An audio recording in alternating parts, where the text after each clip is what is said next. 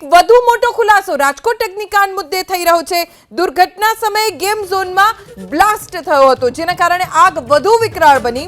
TRP game ઝોનમાં restaurant ચાલતી હતી। રેસ્ટોરન્ટમાં રાખેલો ગેસ સિલિન્ડર જેમાં બ્લાસ્ટ થયો।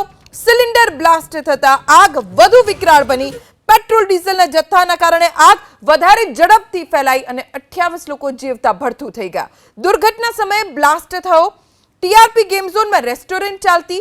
રેસ્ટોરન્ટમાં સિલિન્ડર રાખવામાં આવ્યો હતો, જેમાં આગના કારણે જોરદાર બ્લાસ્ટ થયો અને પેટ્રોલ ડીઝલનો જથ્થો હતો, જેના કારણે આગ વધુ વિકરાળ બની। અમારા સંવાદદાતા હિરેન રાજ્યગુરુ પાસેથી વધુ જાણકારી પ્રાપ્ત કરીશું। જી હિરેન।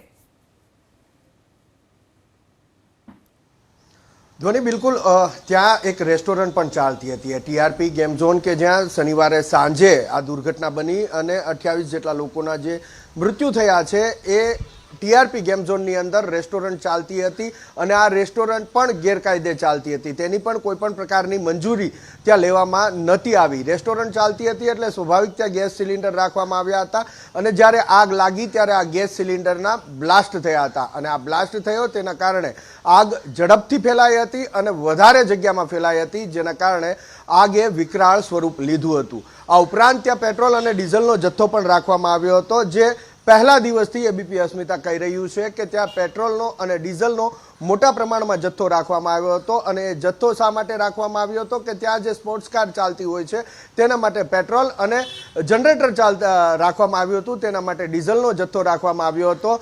તેની અંદર પણ આગ લાગી, જેના કારણે એ કેરબા ભરીને રખાયેલું ડીઝલ અને પેટ્રોલના કેરબામાં પણ બ્લાસ્ટ થયો હતો। પરિણામે આગ ઝડપથી અને વધુ ફેલાઈ હતી, જેના કારણે વધારેમાં વધારે લોકોના મૃત્યુ પણ થયા અને જે લોકો ત્યાં ફસાયા હતા એ બહાર પણ ન નીકળી શક્યા। તો આ સૌથી મોટો ખુલાસો કે ત્યાં રેસ્ટોરન્ટ ચાલતી હતી, રેસ્ટોરન્ટની અંદર સિલિન્ડર હતા અને એ સિલિન્ડર પણ આગ લાગી ત્યારે બ્લાસ્ટ થયા। સૌથી મહત્વપૂર્ણ બાબત છે કે આની અંદર પુરવઠા વિભાગના અધિકારીઓની પણ ફરજ આવે છે, કારણ કે પેટ્રોલ અને ડીઝલ અત્યારે કોઈ પણ નાગરિક જો બોટલમાં લેવા જાય છે તો પેટ્રોલ પંપેથી અપાતો નથી, કારણ કે તેના ઉપર પ્રતિબંધ છે।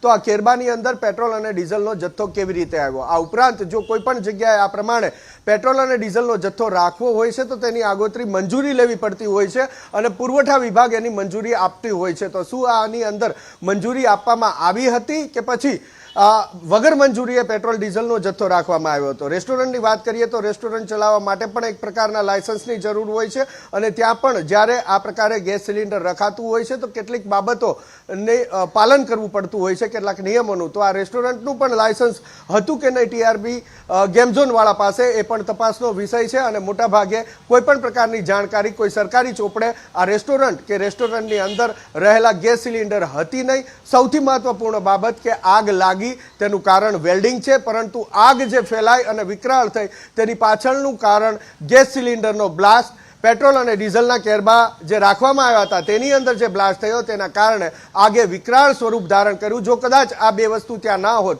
પેટ્રોલ અને ડીઝલના કેરબા અને ગેસ સિલિન્ડર, તો કદાચ વધુમાં વધુ લોકો બચાવી શક્યા હોત અને મૃત્યુનો આંકડો કદાચ એટલો મોટો ના થયો હોત। પરંતુ એક નહીં, બે નહીં, ગેરનીતિ, નફટાઈની આ હારમાળા છે, જેના કારણે 28 લોકોએ પોતાના જીવ ગુમાવ્યા છે અને લોકો જીવતા ભૂંજાયા છે।